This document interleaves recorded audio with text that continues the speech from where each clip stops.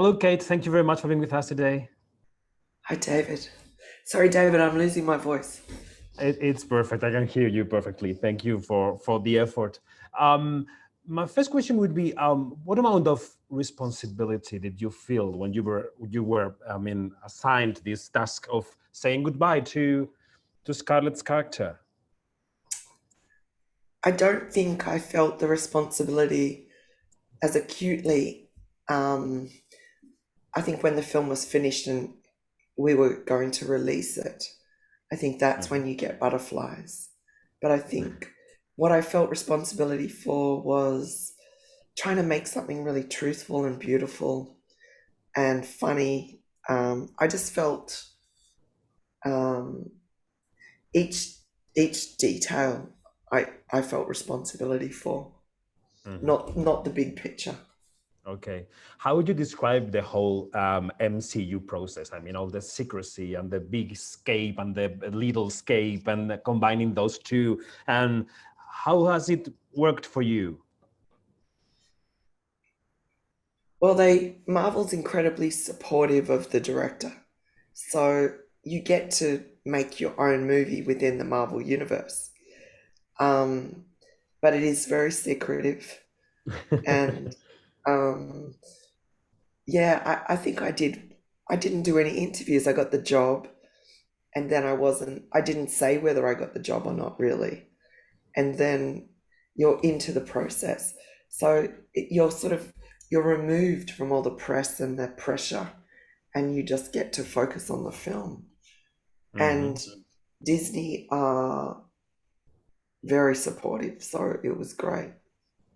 And then there's Scarlett. She's played this character for years. I mean, she knows the character more than anyone. How do you work with an actress that comes to the project with that big amount of knowledge of the character? Well, she didn't come to me like that.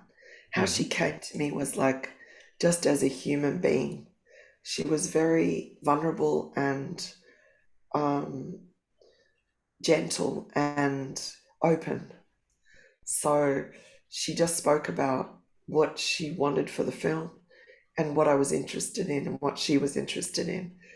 We gave each other lists of our favorite songs and movies, and we just built up a very gentle friendship. And then that came into the process of making the film. I knew that she wanted this film to speak to the fans because and about she wanted it to have a lot of heart. Mhm. And I think that was really beautiful. Mm.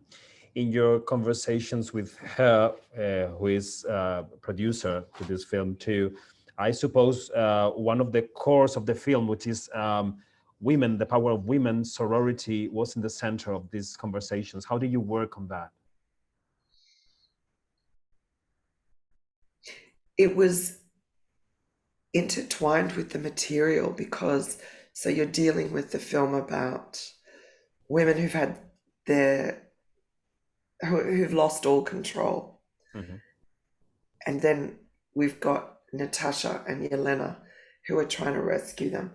So there was all this kind of what was great was the politics were kind of embedded in the material, in the very sort of DNA of widowdom, I suppose.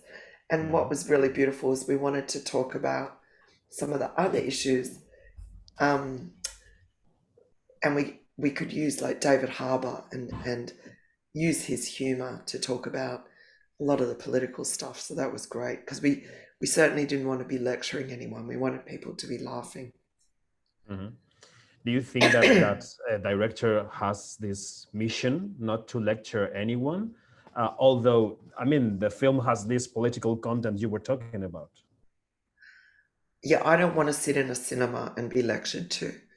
I want to make up my own mind and just be involved in the story and to be intrigued by the characters. So I certainly didn't want to make a film where I had any kind of agenda.